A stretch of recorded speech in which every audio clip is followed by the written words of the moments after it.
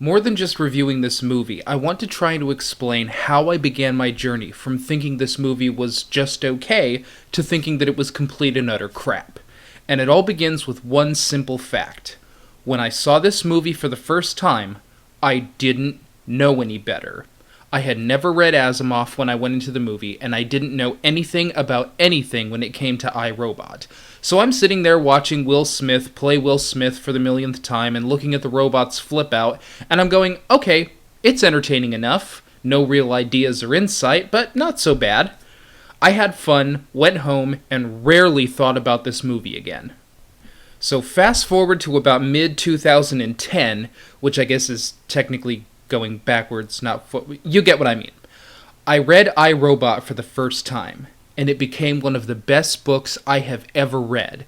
It is essentially a collection of short stories woven together by an interview with the character Dr. Susan Calvin about her experiences as a robot psychologist.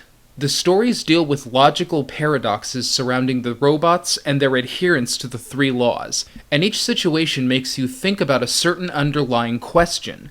How would you tell the difference between a robot and a human being if there were no physical differences? What if a robot could read minds? How would that robot proceed under the constraints of the three laws?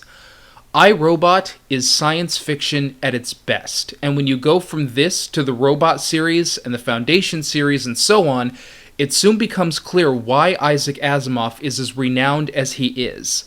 This is simply some of the greatest science fiction ever written. During my time reading Asimov, I had completely forgotten about the movie, and then one day I said, oh yeah, there was a movie made about this some years back, wasn't there? I think I'll go check that out again. Didn't remember a thing about the film except that I couldn't remember any real ideas being explored, but I was hoping that maybe over the years I had simply forgotten them.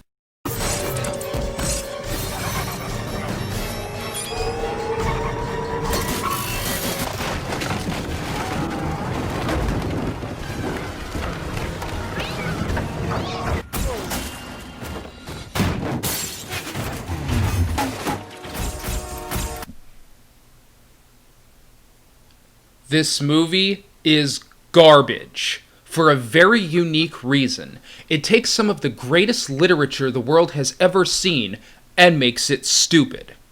Asimov's books were about ideas, concepts, and paradoxes. They didn't have a goddamn thing to do with car chases and robots going bananas. Not only is this a poor treatment of the man's work, it's another clear indication that writers don't know how to do science fiction without resorting to robots flipping out and killing everyone. Basically, the movie is about a detective that doesn't like robots, but eventually gains a robot partner of sorts, which actually makes this more like the Caves of Steel than iRobot. A murder mystery ensues, things blow up, and the whole thing gets wrapped up in the end. On the face of it, a standard action film. Harmless. But to call this iRobot and to attribute this to any of Asimov's works is an insult. And as someone who didn't know any better going into this thing the first time, I have never felt so duped.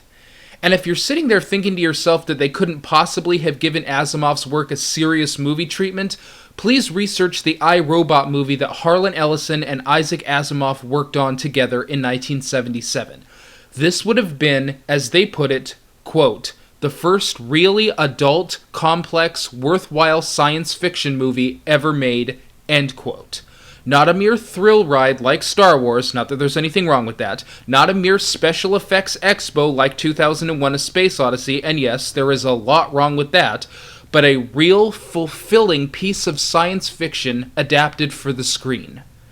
It was turned down for many reasons, none of them particularly good, but you can still purchase a copy of the screenplay to read at your leisure. The fact that this brilliant movie was never made is criminal, and the fact that this piece of garbage was put in its place is a crime against human thought. But wait, it gets worse. It turns out this movie wasn't even adapted from iRobot at all. It was adapted from another screenplay called Hardwired, written in 1995. That screenplay had the exact same plot and characters, except some of those characters originally had different names. Dr. Lanning was originally Dr. Hodgenmiller, and Dr. Calvin was originally Dr. Flynn. Well, they got the rights to that screenplay years later, shoehorned in the 3 laws and a few names from the book, and shoved this into the theater. That is the level of respect these people had for a science fiction work of such eminence. In short, don't buy anything in this movie. It's a Hollywood trick. This is stupidity under the name of brilliance. If there's one thing that the movie treatments of The Lord of the Rings and Harry Potter have taught us, it's that it is possible to make a fulfilling adaptation of great works of fiction. Whether you like those works or not, they were a faithful treatment of those works for the screen. It doesn't have to be garbage like this. At its core, iRobot may be a decent action film, but we cannot allow ourselves to consider this movie decent when it bears a name of such eminence. The work is just too important.